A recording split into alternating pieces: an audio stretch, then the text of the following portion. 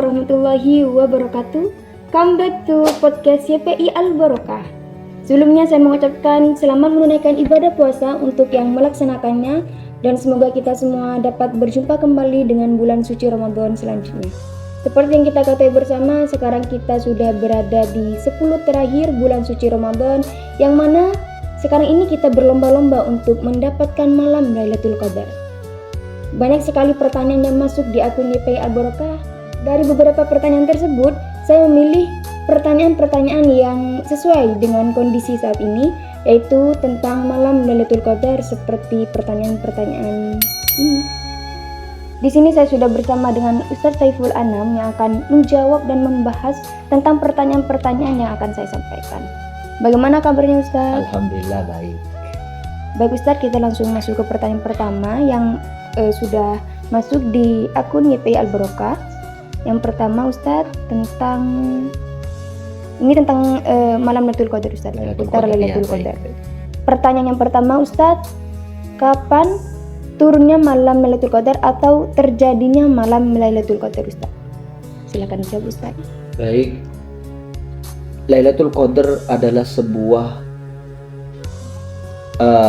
keutamaan yang dimiliki oleh umat Nabi Muhammad SAW yang tidak dimiliki oleh umat-umat yang lain. Ini merupakan keistimewaan umat Nabi Muhammad SAW. Untuk malam Lailatul Qadar itu berada di tanggal berapa?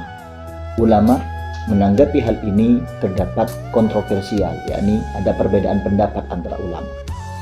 Pendapat yang pertama, dan ini pendapat yang paling masyhur dan paling menurut jumhur ulama, adalah malam ganjil di 10 akhir. Malam ganjil di 10 akhir, yakni tanggal 21, 23, 25, 27, 29. Sedangkan pendapat yang kedua, pendapat yang pertama tadi itu adalah pendapat yang menurut mayoritas ulama. Sedangkan pendapat yang kedua, itu sepanjang bulan Ramadan, mulai tanggal 1 sampai akhir bulan Ramadan. Tidak tahu kapan, yang penting mulai tanggal 1 sampai tanggal 30 Ramadan. Apabila nanti hari puasa sebanyak 30 Ramadan, atau 29 apabila puasanya hanya 29 hari. Demikian. Pendapat yang ketiga itu terjadi pada 10 terakhir, tapi tidak bisa dipastikan tanggal berapa, hanya saja tidak berpindah-pindah mulai dari dulu sampai sekarang, itu tidak pindah-pindah Lailatul Qadar itu jatuh pada tanggal berapa, namun dirahasiakan. Demikian. Itu pendapat yang ketiga. Pendapat yang keempat, Lailatul Qadar itu terjadi pada malam pertama bulan Ramadan. Pendapat yang selanjutnya adalah 17 Ramadan. Jadi setiap tahun Lailatul Qadar itu terjadi pada tanggal 17 Ramadan. Pendapat yang ke-6 itu terjadi pada 10 malam tengah bulan Ramadan. Jadi mulai tanggal 11 sampai tanggal 20. Demikian. Pendapat yang ke-7 itu terjadi pada tanggal 19 Ramadan. Dan pendapat yang terakhir 10 terakhir dan berpindah-pindah setiap Ramadan. Seperti itu. Nggak tahu tanggal berapa, yang penting tanggal 10 terakhir dan berpindah-pindah. Kalau tadi yang pendapat yang nomor 3 itu kan tidak berpindah-pindah. Demikian. Jadi kesimpulannya adalah untuk pertanyaan ini ulama berbeda-beda pendapat, tapi yang lebih masyhur adalah malam ganjil 10 terakhir di bulan Ramadan. Iya, benar, seperti itu. Lebih tepatnya seperti itu. Baik Ustadz, kita langsung ke pertanyaan kedua. Baik. Tentang orang haid Ustadz. Orang haid itu apakah bisa mendapatkan malam Lailatul Qadar Ustadz? Mohon penjelasannya Ustadz. Baik. Allah Subhanahu wa Ta'ala tidak pernah pilih kasih pada umatnya. Jadi malam Lailatul Qadar itu semuanya terbagi rata, baik yang laki-laki ataupun yang perempuan. Hanya saja lebih dispesifikkan kepada orang yang beribadah, bukan orang yang bermaksiat pada saat itu. Masalah orang haid atau orang nifas atau yang lainnya yang ketepatan mempunyai udzur pada saat itu, apakah masih tetap mendapatkan pahala Lailatul Qadar? Imam Qulyubi dalam kitabnya menjelaskan tetap itu mendapatkan pahala orang yang haid, dengan catatan dia sudah tidak melaksanakan maksiat, tidak melakukan maksiat dengan niat seperti inilah yang dianjurkan oleh syariat. Cukup seperti itu saja, asalkan dia tidak bermaksiat sama Allah, dia sudah mendapatkan pahala. Dengan catatan ketika tidak berniat, dengan catatan ketika tidak bermaksiat pada Allah, itu berniat dalam hatinya mengikuti syariat, seperti itu. Begitu juga dalam kita, Imam Dhahhak juga menjelaskan, ada pertanyaan pada beliau, apakah orang haid, orang musafir, orang tidur, dan orang yang nifas itu mendapatkan pahala Lailatul Qadar?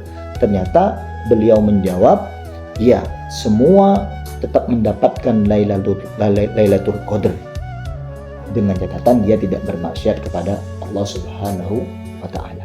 Demikian. Jadi orang haid juga punya kesempatan Ustaz untuk mendapatkan pastinya malam tetap Lailatul Qadar. mempunyai kesempatan. Soalnya segini, kalau seandainya orang haid tidak bisa mendapatkan kesempatan mendapatkan Lailatul Qadar, padahal haid itu kan sudah dari Allah, ketentuan dari Allah, sehingga sangat tidak etis apabila nanti orang haid tidak mendapatkan pahala ini, sehingga ada kesannya ada di nomor 2 kan, demikian.